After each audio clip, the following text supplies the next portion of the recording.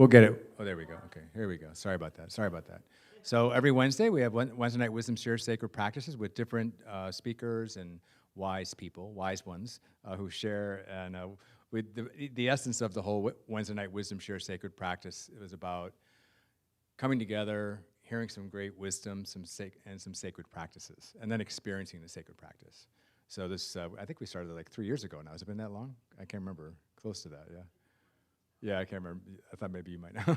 Anyway, we've been doing it for a while. And so every week we have different presenters. And so thank you all for being here tonight. I'm so excited to have Gail tonight for As Above, So Below, right? How you say it? Yeah. So, and I'll let you introduce yourself because she has so many wonderful things that she's doing in her life. And we'll make sure that we share with you, everyone, about your gardens. And do you want me to? Yeah, okay.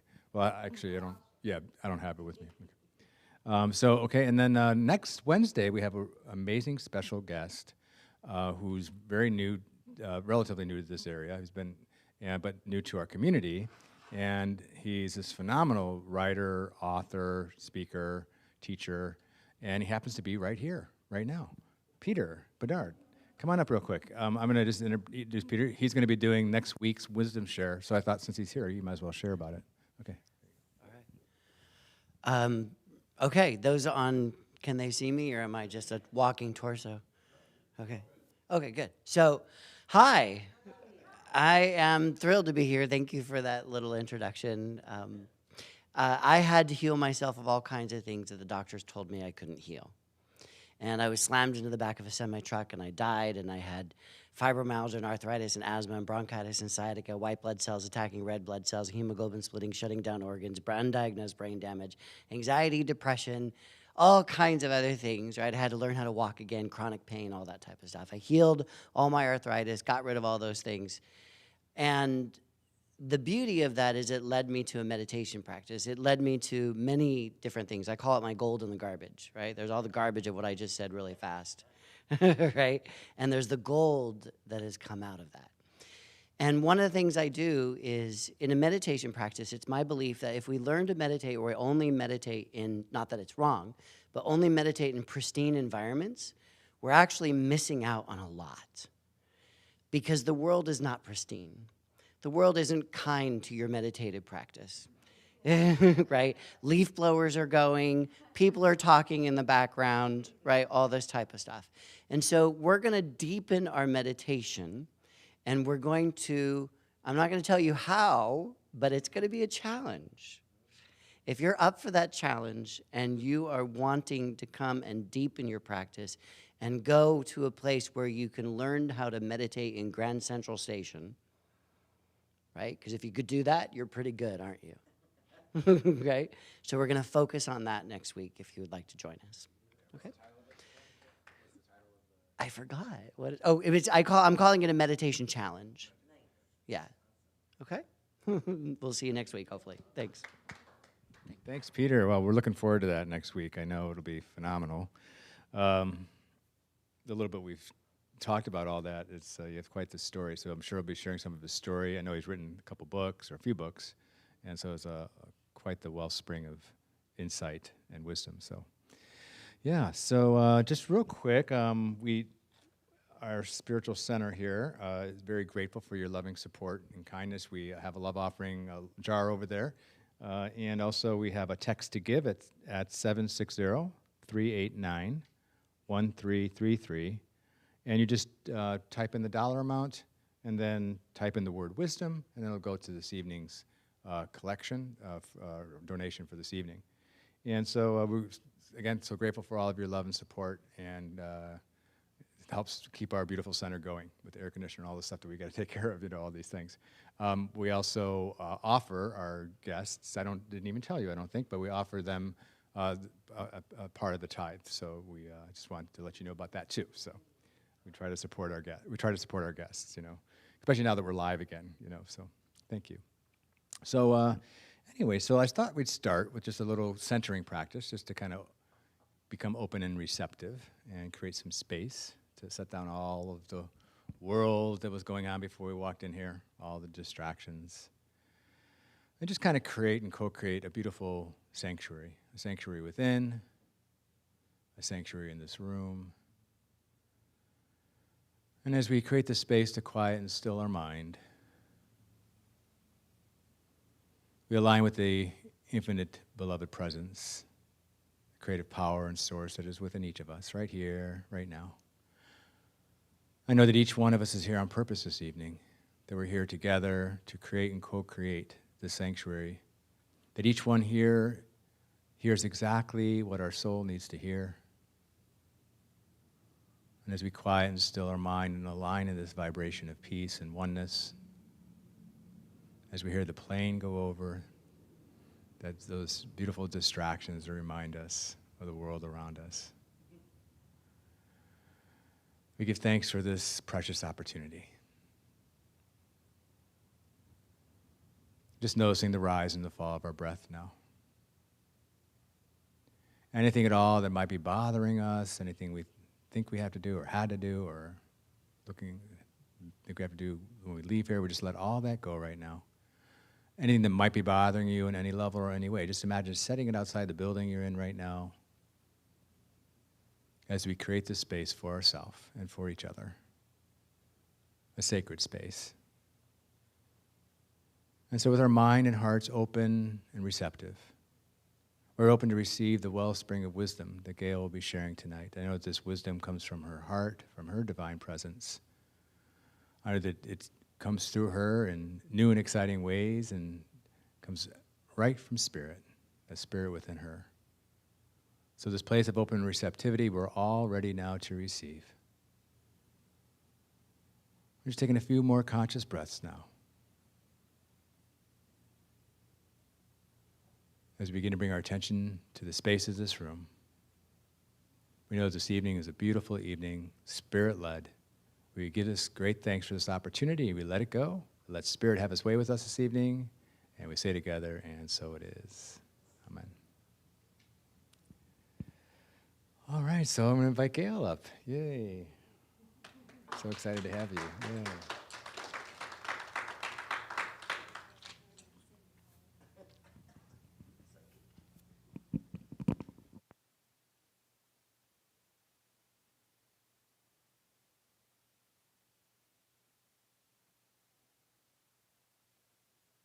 To be here and to see some of my dear students, and from Cal State San Bernardino, the Palm Desert campus at Osher.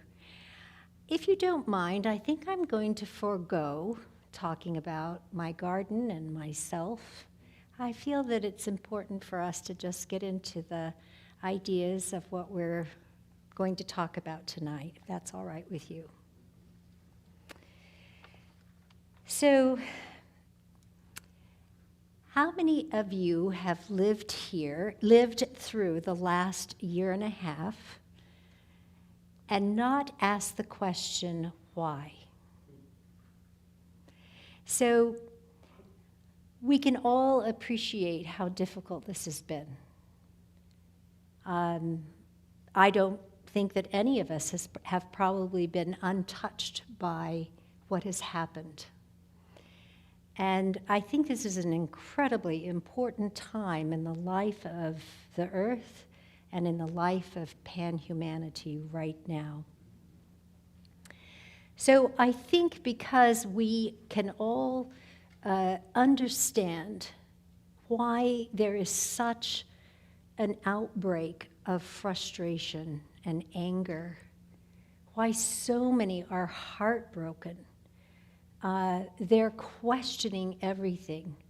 And there's this sense, with all that's piling on us, that we're doomed. And we are, in a way, because we are doomed to perfection. And that is not an easy thing for humanity to understand, especially when so much that's imperfect is around us now. But I will explain. So, when we together ask this question, who and what is in control? whose fault is this? Was it the Wuhan virus? Was it this? Was it economy? Why did it collapse? All of these things, and who is responsible for what comes next? And so the big question is, who is in control of our environment? Now, there's an environment that we create, like you've just created this beautiful environment in here, and we have. And then there's a divine environment in which we live. It's called the cosmos. And so, in order to determine who is in control of our divine environment and how we live in it, we have a few questions that we have to ask ourselves. The first question is, what part did humans play in creating being? How about life? Did we have any part in creating intellect? How about soul? Maybe we created nature? Probably not, because we didn't create matter. We didn't create time or space. We didn't create the seasons or gravity. We didn't create cause and effect, and we did not create birth and death. So something much greater than us is in control of the greater environment of which we live. Now, we didn't ask to be put in this environment. We are in this environment, correct? We are here, and it is for a reason, meaning, and purpose. But the challenge is, even in the best of times, the challenge is to understand why. In the worst of times, we throw our hands up in perplexity because in many ways religion has not been able to answer the questions that we've asked. So after asking those questions, who and what is in control, what I'd like to do is introduce you to the idea of integral wisdom, as above, so below. We might also say, as within, so without. It's a common mystic saying of mysticism and the mystics. And so those of us who have been on the spiritual path or have been studying wisdom or on the mystic path, this will be a familiar phrase to us. But we're going to discuss why this is so important. So I'm going to use an analogy of a well. It's the well of integral wisdom. It's ancient, universal, divine. It can answer all of our questions and all of panhumanity's questions. Because it is the wisdom of the above and the within, and it explains the effects that we see below and without. So, contained in this well, this deep well, are all the tools and means by which we can understand right knowledge about our universe, the cosmos, how it all operates. We are in a fixed, capital F-I-X-E-D, fixed operating system of divine forces that are moving for a reason, meaning, purpose, and goal. And there is no brake pedal. It's only on, it's never off. And we can't argue with it. We can't say, boy, I wish this wasn't the case. We can really only study it and understand how it affects us and the world that we're living in. So this well of living water is free. And it welcomes us to come any moment of the day or night in any condition we find ourselves in, and in any situation we find ourselves in. It is the wisdom of the mystics, but it is also more than just the wisdom of the mystics. Integral wisdom is a wisdom of wholeness and completeness, absolute completeness. Integral wisdom is the wisdom of color from which the wisdom of blue and pink and yellow come. Integral wisdom is the wisdom of sound from which the wisdom of music, children laughing, a chirping bird comes from. Integral wisdom is the wisdom of energy and force, from which the wisdom of all energies and all forces come. It is not the wisdom of man, although it is destined to be, because it is wisdom for us to know and to apply to our lives. Rather, it is the wisdom of the one, from which the wisdom of the many come.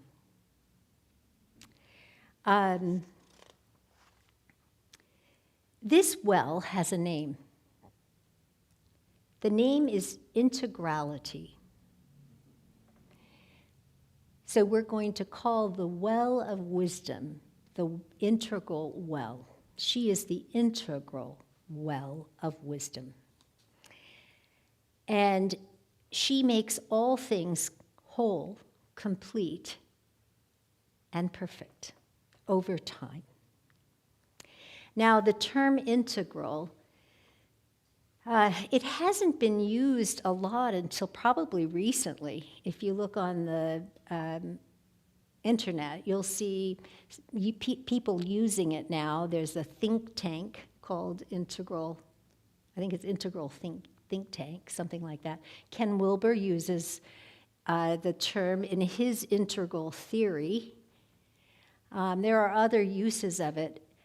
But those are not representative of how we are going to use the term. And the reason is this: those terms begin below and without. Our terminology of integral wisdom begins above and within. And its expression then, and its effects are below and without. So that's the difference. Now there's a big question. I'm standing here talking about integral wisdom. Maybe you haven't heard of it. I'm even saying it's very specific. So who does this belong to? Does it belong to me? Did I make it up? No. Integral wisdom belongs to no one group, no one culture, no one age, no one religion. It can't, because it is the foundation of all things, and it is our human birthright. Now, where would we find this integral wisdom? How would we learn about it if we wanted to? Well, you could start by the symbolism used in myths and legends. You could use the essence of the teachings of all the great philosophers throughout the ages in all cultures and times. And you could search through and find that the world religions have an essence of them, of the integral wisdom in them.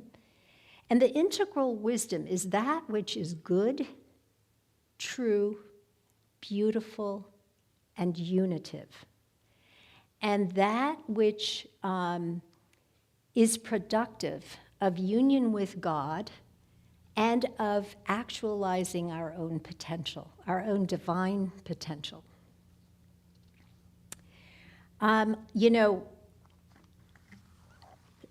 Someone gave me from your congregation, actually his name is Bob. Bob Molden, Bob gave me this book, and he was a member of your church. And I loved it. This is the Ernest Holmes book. And I wanted to read something that he said that I think says it so beautifully. He's talking about a mystic.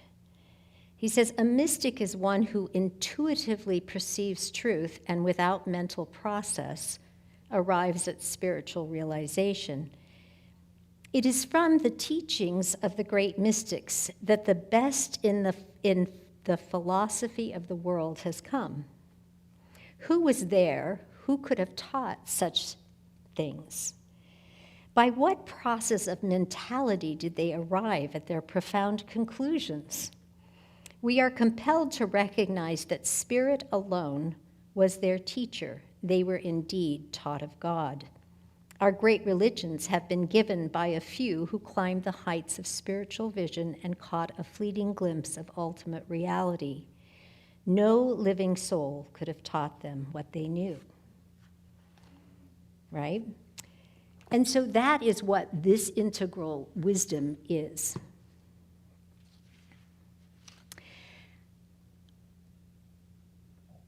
Nature is our guidebook. All we have to do is to look at the operations of the cosmos and the operations inside of us, the natural operations inside of us, to know that there is a process of becoming which all of us participate in.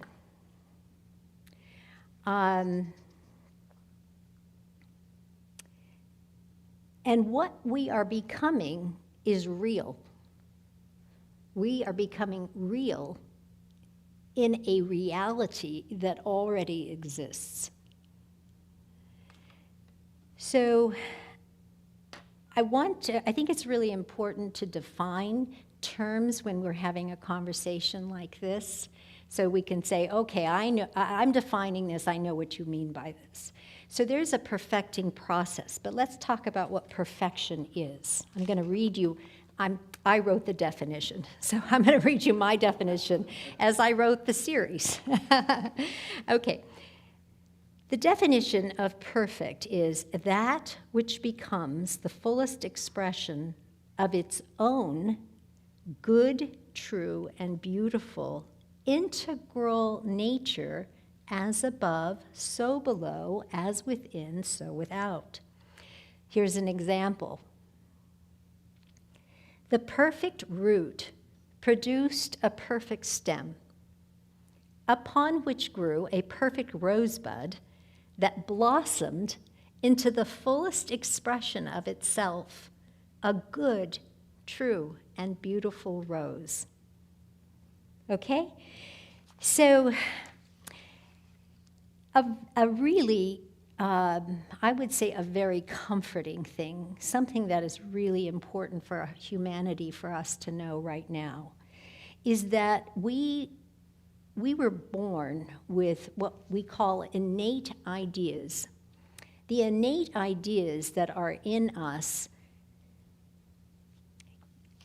were implanted within our minds, our hearts, and our wills prior to our bodily form and being here in this particular time on earth.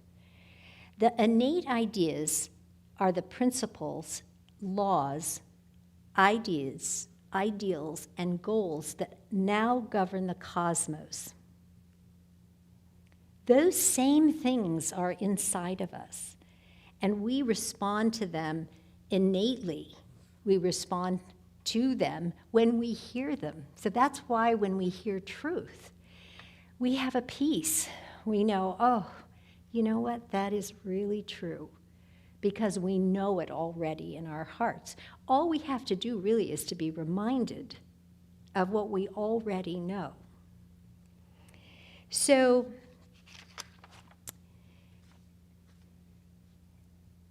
mankind is truly a brotherhood, but not because we like or dislike each other. It has nothing to do how we feel about one another. What makes us brothers and sisters and a family is that our family has a series of embedded, implanted ideas and ideals that are going to actualize.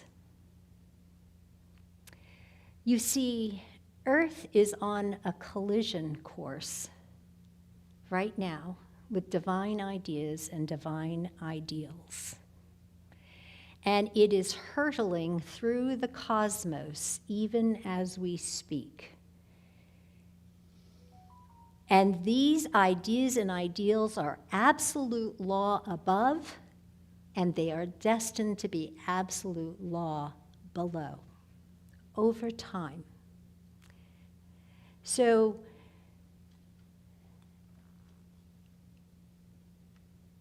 what this means is that reality is about to explode on our earth, and it's called a golden age. We have been preparing for the golden age, and we are still preparing, and we are ever preparing, but the golden age will come, and it will be a part of who we are. It will be a part of our natural societal ideas, thoughts, desires, actions, and we will see this in physical form. What we don't see right now in physical form are the divine proceeding forces that are coming. As a matter of fact, if you want to think of it with an analogy, it would be that the divine will, the divine arrow of providential will, has been loosed from the bow and is heading straight into the hearts, minds, and wills of all mankind. So, what is going on? Why are we experiencing such extremes? Because the divine will is always the middle path. The middle path, as above, so below. Not all is above or all is below. It's the middle path is not all is within or all is without. It's as within, so without. It's the middle path that we're striving to get. How do we know if we've reached the middle path if we haven't experienced individually extremes? How would a pan-humanity and a society that will eventually be part of a new golden age with all of these divine laws and principles that are just common to us now, will be common to us then, how will they know? Well, sometimes we have to be hit over the head with a baseball bat. And so the process is the process of perfecting, maturing, showing us experientially. The process of doing that is the most loving, good, and kind process, because we have free will to choose to do something or to not do something. We actually have free will to choose our actions, but we don't have free will to choose the consequences. All of our actions come with consequences because of the law of cause and effect. So, what I'd like to do now is a bit of a meditative practice. And I'm going to just, now that we've learned a little bit about integral wisdom and the well, I would like to take you there.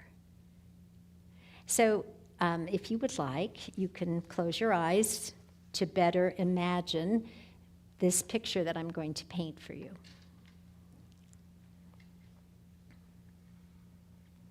Having heard the idea of integral wisdom, suddenly you're alone in a primeval forest, A pathway lies before you. You take one step and then another, and soon you are walking on the path. There are sun-filled meadows, dark, cool forests, and a gentle river which looks cool and inviting. Suddenly, a stately well made of white stones, 4 columns with a round slate roof, stands before you.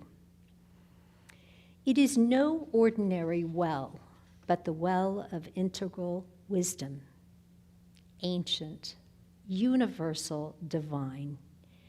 Contained in the well's endless depths is the wisdom representing the divine reality above, which in the new golden age will be the divine reality below.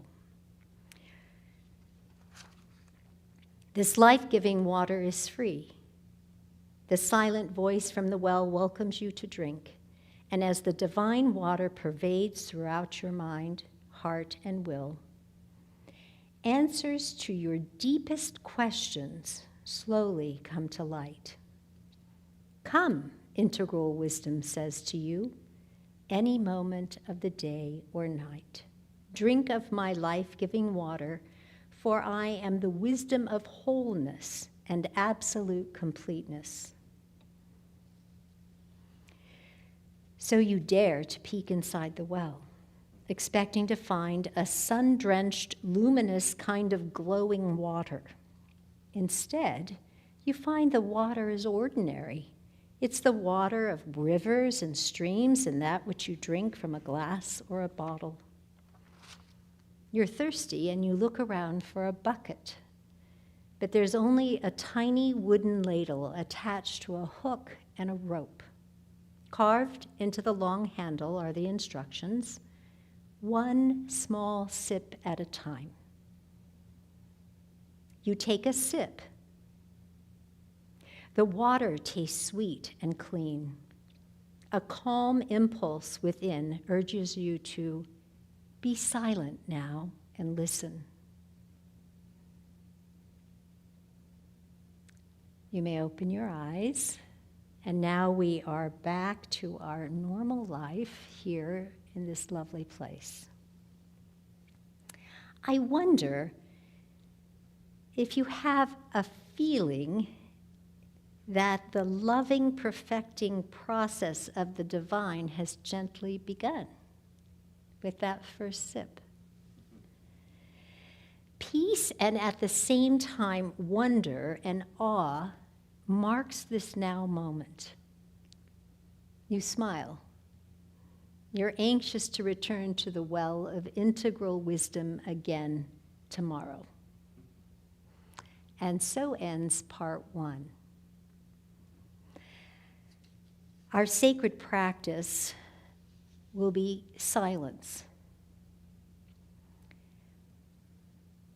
What we will do in our meditative mind is to drink from the well. Then we're going to silence 3 things. We're going to silence our words, which is easy to do. We're going to silence our desires, pretty hard to do. And we're going to silence our thoughts, our mind. We're not going to stop thinking. We're going to silence those things that are, those thoughts that are beating in on us. We're going to listen. Integral wisdom speaks oftentimes to our subconscious first. And over time, as we move through life, that day or the next day, we hear her words come into our consciousness. So, that is what I have to say about Integral Wisdom, Part 1. How is our time? Do we have any questions or thoughts or conversations? Yes. I'd like to know a little bit more about that middle ground. The middle path. Buddha is one of the great master teachers. Buddha talks about the middle path. Part of the reason that we are going through what we're going through in society today is because we are a people of extremes. We have opinions. We spout our opinions as though they are principle and law and gospel, and we have no idea what we're talking about. Those of us who are powerful can take our opinions and create environments based on error for all of us, right? So when we talk about the middle path, sometimes it's called the razor's edge. And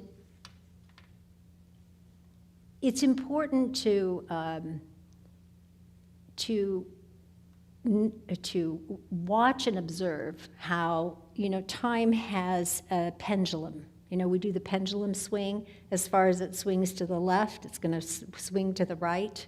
It goes back and forth until we get to that middle point.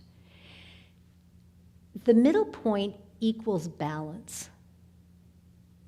It equals reason. It equals peace, because you've learned to choose between this and this. And the extremes are easy to choose from. But as you get closer and closer to the middle path, that's where a little bit this way, I'm not balanced, a little bit that way, I'm not balanced. I'm not walking that middle path. An integral wisdom, in the study of integral wisdom, there is a system of study that helps us to find that middle path. But I would recommend Buddha and his eightfold path as something that would be really important to look into if you're interested. Any other questions? So the above and the inside and the below and the outside, what ultimately that you're talking about, that middle is where we're in total alignment, kind of. Is that like where? Because that's where your heart and your head, I don't know, so to speak. Not necessarily, you know what I mean? I understand. Like that's a metaphor. Yeah, I understand. You're in that alignment. So there is, Plato talks about this, there is the subjective world and the objective world. The subjective world is invisible. We can't see it. It's a world of ideas and archetypes and things like that. And it is the cause of what we see manifested here. There is the objective world, which then we can physically see, touch, feel, smell. The soul, though, lives in the midst. It can converge and verge with the above, and it can verge with the below. It can do both. When the soul is completely verged in materialism and the world below and all that's happening in this life, it gets lost. It dies, it suffocates. When the soul spends all of its mental, emotional energy in the above, it's of no use to anyone here. It is, again, the balance, the middle path, where the soul verges above to gain all this knowledge of integral wisdom, to use it and apply it practically in its mundane life here. All the theory, all of this, all of the theory, all of the great master teachers, all of the sacred literature of the world is valueless unless we apply it practically in our own life, in our own way, our own way of doing something. And we don't need to be rigid. Someone doesn't have to say, okay, well, if you're going to be a spiritual person, then, you're going to have to get up at 6 in the morning, and then you're going to have to meditate for 3 hours, and then you're going to have to eat what I tell you and drink what I tell you, and then, you can do this and that. No, that's not freedom. That's control by one person's opinion of what is a spiritual practice or path. We must have our own. We're all individuals. Here's the other thing.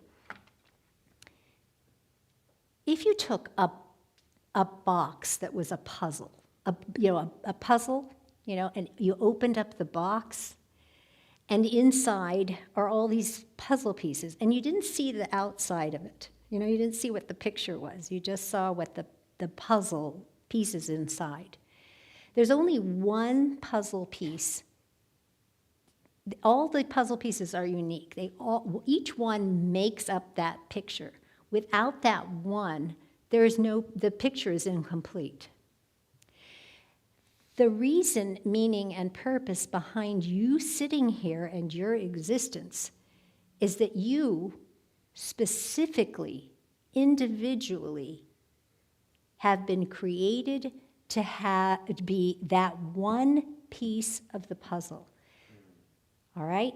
So now, what integral wisdom does, eventually, after years of study, is it picks up the box, and you get to see the picture on the box. And you go, oh, that's me. That's where I fit. So, other questions or thoughts or comments? Are we? I have Yeah. a question, I guess, is, 'cause I love this teaching, if you're sharing that. Oh, here's your mic. Oh, If you would. Okay. Here's one. Pass it around, so that people online can hear. oh, okay. Sorry about that, people. All right, so so this is wonderful, and I love the reading from the Science of Mind, and it's totally what I kind of know already. Like I know I practice this stuff, but I love the way you're bringing it forth in this profound way. The human part of me that doesn't always tap into the integral wisdom, is concerned, because like when I see what's going on the planet Earth, and the many things that are going on, from culture to our planet, and I'm really practicing to stay in that place of knowing, that it's all on purpose, all in divine order. But another part of me is just freaking out and saying, "Oh my God, Yeah. we're doomed." I mean, there's nobody's stepping up to the plate. What's happening here? Why is it happening so slow? What are we doing now over here? We get this far, 2 inches over this way, and then we go back. I mean, it's like, oh my God, we got to work now. We got to come together now. I'm like, why can't everyone just kind of tap into this integral wisdom now? That's what I want. Right? Yeah. And I feel that so much, and yet, I know, when things are going on, let's say in the weather in the past, you have a bad season. Well, next season it turns around and everything balances out, it seemed. Well, that's not happening anymore. And we're going down this path that we don't know. I mean, I'm used to, let's say I hurt myself, right? I'm used to my body healing. I haven't had personally, I haven't had a life-threatening illness that was going to the point where I was, it wasn't healing. And whenever anything that's ever come up in my body, it heals in a period of time, any issue. But that to me doesn't feel like it feels unhealable somehow. Yes. And it frustrates me, the human part of me, and probably the part of me that thinks he's kind of wise, it frustrates that part too. So. It is such a good point. We all feel that way, Mark. As you were talking, I had an image image came to mind. One time I was watching the History Channel, and it was talking about the Earth, and it was talking about how there was no Earth in the universe until there was this explosion, and I can't remember exactly, but I think the moon exploded and a piece of it was here. I can't explain that part. But they showed a slice of the earth like this. Okay, so I'm going to hold it this way, but I'll hold it this way and tell you. So they showed the timeline of Earth. And here's the timeline, millions and millions and millions and millions of years. And right here is when mankind came to Earth. So there was the process of the earth and in its mineral form. And then the mineral form came into, the mineral form made way for a vegetative form. The consciousness of the mineral, so to speak, and the consciousness of the plant was an elevation over long, long periods of time. Then the animal came, long periods of time. And then mankind came with its animal nature and its human and divine nature. Okay, those are all long, long periods of time. What we tend to do is to think that this is our time right now on this earth, that this is all going to happen. You know, it's been the second coming ever since the second coming was even thought of, right? So let me put this in perspective. If you look at the carpet that surrounds all of us. Okay, let's just take all this carpet, okay? We tend to think that this carpet is our one life now. Now I want you to look down and I want you to find one strand of carpet. Okay? That's this life now. That's the state of perfection that mankind is in now, and it will take an eternity for man to be perfected. Now let me say this too. Perfection is ongoing. We're never coming to a point where we're perfect. But remember the idea that I said about perfection being the perfect root, the perfect stem, producing the perfect bud, and then over time the rose and so forth, and that abiding, proceeding, returning. So we are all on a journey. It's a very long journey. I've read somewhere that there, like 7 eternities. I read that once. I don't know where I read it, but I read it once and I thought to myself, you know what? An eternity is a space of time. It's not infinity, it's an eternity. And if there's 7, oh boy, we've got a long way to go. So the question becomes 2 things. We must start individually with ourselves, because as we mature and change and become, that is the most effective way that we can help others to become. But the second thing is this. We can't live in a spiritual bubble. All is above. We are living as much below as we are above. So how do we deal with that? What is our perspective? So our perspective is that we are all bound together. There is nothing that happens with any one person or any government or anything that does not affect us all. I think this is Gail. This is not integralism. But in my studies and my readings, I think that over time, when there was a point in time when mineral gave way, and there was mineral and vegetable, that there was something, a divine, powerful force that took us from that one place in time to the next increment of growth, and so forth, an animal, and so forth. I think we're in that time right now. I don't think we're going to have a golden age for a very long time, but we are in the process of a consciousness that we are not in control. Something's in control. What is it? I better find out, because what I'm doing right now is bringing me a lot of pain. So it is for us to learn the integral wisdom, not from necessarily from me. I mean, I have been studying it for 18 years, and there is a system that I have been studying that has helped me, but it's included all the great master teachers, all the religions of the world, all the philosophers. I will talk about my garden now. My garden is an expression of my 18 years of study.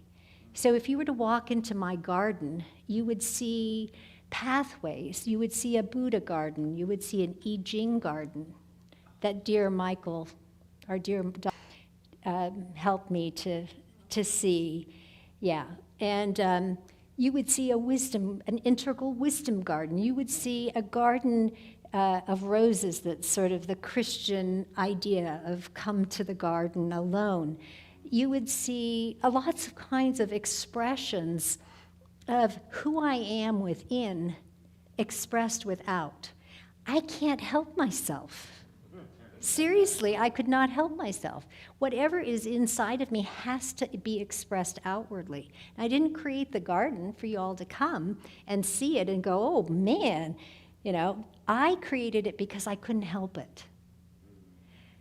So the more integral we become, the more we absorb these truths of goodness, truth, beauty, divine ideas, divine ideals, which I will be sharing with you what these are. What is the aspirant to integral wisdom like? What does it take to be an aspirant? What does it take to do this? It's not easy. In fact, very few people do it because it's hard. It has to be, because you're being self-perfective. You're initiating the perfection. You're saying, oh, wait a minute, I got hurt here. This is not, I'm not doing well. What's wrong? What happened? And instead of just saying, well, here, let me just open the Bible and I'll take a verse and I'll just say, okay, or any book and just say, oh, that's the answer. It's a self-journey, but there's help. Lots and lots and lots and lots of help. Does that answer our question? But you're right, Mark. None of us need feel that we're any less because we have these feelings of why. Because do you know why? Do you know all the divine laws and universal principles? How God, the cosmos, and man works? Do you know how an idea becomes translated into reality and into actualization? How did the idea of Mark start? And now how did you get here in all your Markness? Well, but there's more than consciousness, because you're a spiritual, you're a spirit, you're a soul, and you're a body. And that's what constitutes you as man. You'll always, as a divine human, you're still going to have a spirit, a soul, and a body. Now, I don't know what kind of body, but be less dense than this one, I can probably guarantee.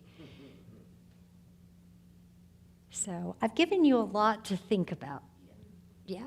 So I think maybe I'll stop right now and mull it over.